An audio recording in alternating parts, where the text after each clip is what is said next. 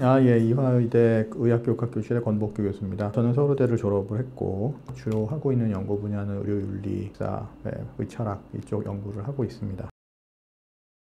우리나라는 그 단일 국가보험제도로 되어 있습니다. 국민건강보험이 그 공단이 유일하게 보험자 역할을 하고 있고, 우리가 의료행위를 하면 전부 모든 국민은 의무적으로 건강보험에 가입을 해야 되고, 거기서 이제 급여를 주는 그런 구조로 되어 있죠. 그 수가책 정도 건강보험공단에서 하게 돼 있고, 현재 우리나라에 가장 큰 영향을 미치고 있는 의료제도는 건강보험제도인데, 그러면서도 또 의사들이 의학을 공부하거나 혹은 의료기관을 개설하거나 이런 것들은 전부 자율에 맡겨져 있죠. 그러니까 기본적으로 의과대학을 졸업한 다음에 개원을 하는 것, 이런 것들은 모두 자기 부담이죠. 그 외에도 우리나라에서 굉장히 여러 가지로 문제가 있는 것들이 있습니다. 이 개원가하고 2차 병원, 3차 병원가 역할 분담이 좀 제대로 안 돼 있고, 개원을 하기 위해서는 전부 모든 것들을 세팅한 자기 의원을 가져야 되기 때문에, 그래서 외국에서는 개업을 하지만 우리나라에서는 개원을 해야 되는 그런 구조가 되어 있죠. 아니면 이제 봉직을 해야 되는데, 사실 그런 일자리 자체는 되게 계약직이고 불안정한 일자리이고, 유일하게 좋은 일자리라고 할 수 있는 것이 이제 의과대학의 정규직 교수 자리인데, 그것은 쉽게 얻을 수 있는 건 아니죠. 의사들의 일자리 자체가 좀 파편화되어 있고 결국은 개원을 할 수밖에 없는 구조로 몰려 있는데, 현재의 건강보험제도 하에서는 이게 만성 저수가를 가지고 있기 때문에 개업을 했을 때 쉽게 흑자를 보기 어려운 그런 구조를 가지고 있죠. 그러다 보니까 이제 과도하게 환자를 봐야 되고 환자를 유치해야 되는데, 그런 상황에서 소위 바이탈과를 하기가 굉장히 어려우니까, 또 일부 바이탈과는 개원을 하더라도 제대로 환자를 볼 수가 없죠. 대표적인 게 외과 같은 경우인데, 예전에는 외과로 개원을 하면 간단한 수술 같은 것들도 다 그 자기 의원에서 하고 그랬어요. 이게 70년대 좀 늦게는 80년대까지는 그랬는데, 더 이상은 환자들이 그렇게 하진 않습니다. 그러니까 이제 소위 개원가에서 할 수 있는 그런 바이탈과 수술이라는 것들은 굉장히 한정되어 있고 과마다 매우 다르기 때문에 더 이상은 수익을 올릴 수가 없죠. 그러다 보니까 2000년대 들어서면서 소위 미용 의료 시장이 폭증을 하면서 많은 과들이 그리로 넘어가게 된 그런 현상이 벌어졌죠. 우리나라 건강보험의 가장 큰 문제가 하나가 이런 그 원가에 못 미치는 저수가, 또 하나가 이제 요양기관 당연지정제라고 해서 어떠한 의료기관도 이 건강보험의 틀내에서 벗어날 수가 없게 되어 있습니다. 우리나라 그 건강보험은 1963년에 의료보험법으로 시작을 했어요. 근데 그러다가 제대로 운영을 못했죠. 왜냐하면 60년대, 70년대에 그 나라가 못 살았기 때문에 여기에 필요한 재원을 감당할 수 있는 그런 형편이 아니었어요. 그러다가 70년대 후반에 들어서 경제가 좀 성장하고 난 다음에 건강보험이 확대가 되기 시작했는데, 처음에는 모든 국민이 된 건 아니고 모든 국민한테 확대되기 시작한 건 1980년대 후반 이후의 일이고, 예컨대 큰 대기업 이런 형태의 충분히 사업주가 건강보험료의 일부를 부담할 수 있는 그런 업장에 한해서 이제 시작이 됐던 거죠. 그럼에도 불구하고 당시에 수가를 온전하게 맞출 수가 없었어요. 왜냐하면 경제 규모가 작고 의료비가 상대적으로 비싼 그런 형편이었기 때문에. 그래서 정부가 사실은 원가에 못 미치는 수가 구조를 만들었죠. 그래도 의료기관들은 저항을 했지만 받아들일 수 있었던 게, 모든 국민이 다 건강보험 가입자는 아니었으니까 이제 사비를 내고 들어오는 그런 환자들도 있었고 자기 부담을 하는 환자들이 있었기 때문에 그런 것들을 용인했던 걸로 시작을 했죠. 또 그때는 또 이 권위주의, 군사 독재 시절이었기 때문에 쉽게 어필할 수 있는 그런 상황도 아니었어요. 정부 정책이 되면 그냥 따라가는 거였죠. 처음에는 당연지정제가 아니었어요. 그러다가 76년, 77년 이 보험법 개정을 통해서 당연지정제라고 하는, 사실 강제지정이죠. 이거는 사실 상당히 위헌적 소지가 많은 겁니다. 그러니까 왜 의사가 자유직종인데 자기가 개업을 해가지고 자기가 원하는 환자를, 원하는 말하자면 피를 받고 치료하지 못하고 왜 꼭 건강보험공단에 의무적으로 가입을 해야 되느냐, 여기에 대해서는 상당히 위헌적인 요소가 있고, 그래서 사실 의사협회에서도 여기에 대해서 위헌소송을 여러 차례 했습니다. 그리고 마지막 나온 판결도 헌법재판에서도 상당히 위헌적 소지가 있다는 걸 인정을 했어요.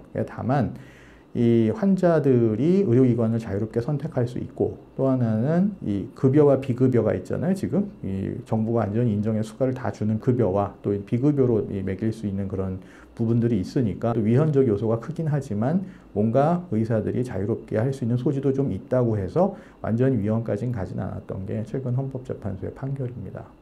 그러니까 만성 저수가와 요양기관 당연지정제라는 게 있으니까 이건 사실은 이 안에선 아무리 일을 해도 수익을 올릴 수가 없는 구조죠. 정상적으로 일을 하면 그렇다는 겁니다. 그러니까 윤리적으로 진료를 하면 이 의원을 유지할 만큼의 그 수익을 거둘 수가 없으니까 비급여 혹은 급여 자체가 아무 의미가 없는 그런 영역, 그 다음에 이제 건강보험과 상관없는 영역으로 의사들이 가려고 하다 보니 그게 지금의 미용 성형 영역이 된 것이죠. 해외 의료제도는 우리나라하고 매우 다르죠. 그러니까 우리나라는 굉장히 기형적인 구조로 되어 있습니다. 통제는 관이 합니다.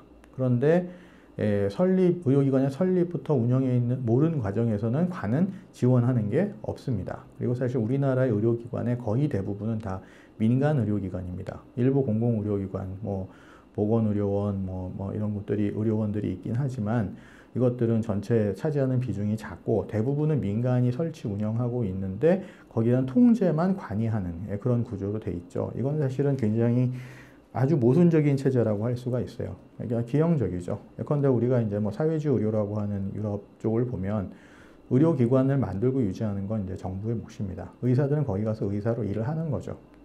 이제 그게 공무원의 형태를 띠기도 하고 아니면 정부기관과 계약을 맺어서 등록을 하고 일을 하는 형태일 수도 있고, 사실 의료기관을 설치 운영해야 될 의무는 의사에게는 없습니다. 의사들은 그 안에서 그냥 의사로서 활동을 하면 되니까 이 수익에 대해서 큰 부담을 가질 필요가 없죠. 왜냐하면 월급은 정액제로 받게 돼 있고 환자를 많이 보던 적게 보던 자기는 그 일정한 수입을 올릴 수 있으니까 굉장히 마음 편하게 진료를 할 수 있는 거예요. 근데 그런 상황에서 환자를 열심히 많이 보겠습니까? 많이 볼 이유가 별로 없죠. 그러다 보니까 거기서는 가능하면 의사가 더 많아졌으면 좋겠다는 얘기를 하는 거예요. 왜냐하면 그나마 내가 20명 보는데 2배로 늘어나면 10명만 보면 되니까 나는 더 편해진다. 그렇다고 월급이 주나요? 그런 거 없습니다. 고용 안정성이 문제가 되나요? 그런 거 없습니다. 전혀 경쟁이 없는 시장이죠. 그러다 보니까 거기는 오히려 자기들의 노동 강도 감소를 위해서 정부의 의사를 더 늘려달라고 요구를 하는 것이고, 정부는 그렇게 되면 의료비가 너무 많이 드니까 올려줄 수 없다, 증원을 할 수가 없다는 입장이고 의료사회주의를 택하고 있다는 그런 자본주의 국가에 나타나는 일입니다. 미국 같은 경우에는 정부가 지원하는 메디케어, 메디케이드를 제외하고는 사보험에 들게끔 되어 있습니다. 그리고 보험이 없는 사람들이 몇백만 명이 됐죠. 일종의 영리의료라고 할 수가 있죠. 좋고 비싼 보험일수록 원하는 의사를 만날 수 있는 확률이 높아지고, 아니면 자기가 돈이 아주 많으면 그건 아무 상관도 없는 것이고, 이렇게 선택권이 보장돼 있다. 대신에 이제 거기서는 보험에 가입할 수 없는 사람들은 상당히 좀 어려운 처지가 되고, 또 보험을 가입한다 한들 보험의 내용이 별 볼 일 없는, 그러니까 굉장히 아주 몇 가지만 되고 있는 그런 플랜들에 가입하면 제대로 된 치료를 받을 수 없다는 그런 문제가 있습니다. 어쨌든 둘 다 논리적으로 문제는 없어요. 그러니까 기본적으로 유럽식 소위 사회주의를 한다는 것은 의사 입장에선 공공의료 시스템에 들어가서 의사로만 기능한다는 거고, 또 미국에서는 환자에 의해서 선택권이 보장되어 있으니까. 근데 여기서도 의사는 의사의 일만 합니다. 그러니까 병원에 입원하면 의사가 받아가는, 어텐딩 피지션이 받아가는 닥터 피하고 병원에 내야 되는 허스피탈 피가 2개로 청구돼 나옵니다. 그러니까 의사는 의사 일만 하면 되는 거죠. 그러다 보니까 병원을 설립 운영해야 될 아무런 책임을 가질 이유가 없는 거죠. 그리고 병원은 회사가 될 수도 있고, 어떤 이런 비영리 재단이 될 수도 있고, 종교법인이 될 수도 있고, 지자체가 될 수도 있고, 굉장히 다양합니다. 근데 우리나라만 사실은 국가가 병원을 세우거나 지방자치단체가 병원을 세운 일이 굉장히 별로 없어요. 국립대병원이나 아니면 의료원 정도들인데, 이것들은 전체 의료기관에 비하면 비중이 미미하고, 그리고 대부분의 이제 또 많은 병원들을 의사 본인이 돈을 벌어서 세운 그런 역사를 가지고 있죠. 그러다 보니까 자그마한 의원급부터 좀 큰 약간 중소형 병원, 그다음 심지어는 거기서 이렇게 많이 벌어가지고 정말 큰 대학병원까지 만드신 그런 분들도 계신데, 이것들의 어떤 설립과 운영에 대한 모든 책임을 져야 된다는 거죠. 그런데 거기에 대한 이 돈은 수가는 정부가 꽉 틀어주고 통제를 하고 있다. 그리고 지난 그 20년간 물가 인상률에 비해서 터무니없이 올려주지 않았다. 지금 예컨대 우리 어머니 지금 요양병원에 계신데 식대가 4,200원 정도예요. 지금 여러분 4,000원 주고 어디 가서 밥 사 먹을 수 있어요? 없죠. 그러니까 어머니 계속 불만, 밥을 못 먹겠다, 밥이 맛이 없다 해서 원장님께 호소하는데 원장님이 수가 얘기를 하는 거예요. 4,000원대로는 이쪽밖에 드릴 수가 없습니다. 매사 그런 식인 거죠. 근데 이것들을 회피하기 위해서 의사들은 또 여러 가지 방법을 써왔어요. 처음에 했던 방식은 약가 마진을 찾는 거였어요. 약을 판매해가지고 거기에 생기는 마진을 이제 그걸로 이 적자를 보전하는 걸 했는데 그게 2000년에 소위 의약분업이 되면서 그걸 또 사라졌어요. 예, 더 이상 환자에게 약을 공급하면서 거기에 생기는 마진으로 이 적자를 메꿀 길도 사라졌어요. 아마 여러분들은 그 이전에는 전혀 모르겠지만 약국에서도 거의 모든 약을 다 팔았어요. 예.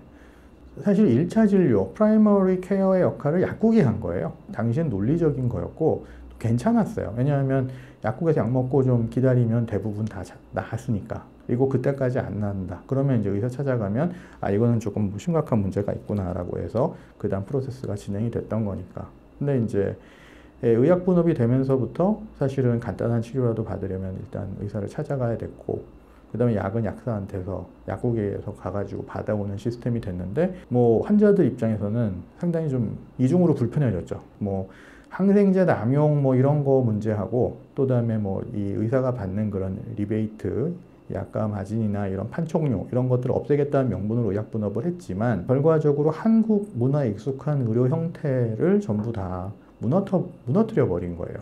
그러면서 이제 의사, 약사 모두 불만을 가지게 된 거고 그 다음에 정부는 그걸 달래기 위해서 의대 정원은 묶어준다라는 얘기를 했고 약사들한테는 소위 조제료, 복약 지도료라는 걸 책정을 해가지고 약국에서 약을 꺼내가지고 주는데 거기에 대해서 일정액을 지급하는 그런 형태의 그런 보험 제도를 만들었죠. 그러다 보니까 그것도 보험 재정에서 나가는 비중이 굉장히 큽니다. 그러니까 우리나라 의료 제도라는 건 굉장히 특이한 형태를 가지고 있어요. 그러니까 전 세계에서 어디에도 이와 같은 의료 제도는 찾아보기 어렵습니다. 그러니까 정부하고 계속 갈등을 가지고 있는 게 근본적으로 어떤 모순이 있어요. 그러니까 정부가 온전히 의료 시스템을 깔고 거기서 의사를 고용해갖고 통제하겠다. 그러면 이건 말이 돼요. 네. 의사 입장에서는 그냥 정부의 어떤 울타리 안에 들어가서 일을 하면 되는 거니까. 근데 의사에게 모든 인프라를 구축 운영할 책임까지 떠넘기면서 주는 돈은 우리가 묶어 놓겠다. 거기에 대한 모든 비용을 충분히 보상해 준다 그러면 그것도 괜찮아요. 근데 그럴 리가 없잖아요. 여태까지 그렇게 해오질 않았고 여러분이 아는 대형 병원들도 대부분 정말 적자거나 간신히 흑자를 유지하는 곳들은 부대 사업, 뭐 장례식장이나 뭐 쇼핑센터에서 나오는 수익으로 병원을 유지하고 있는데 이건 비정상인 거죠. 근데 알고도 방치한다. 왜냐하면 여기에 들어가는 재정이라는 게 워낙 어마무지하니까 정부도 거기에 대해서 책임을 질 수가 없는 그런 형태죠.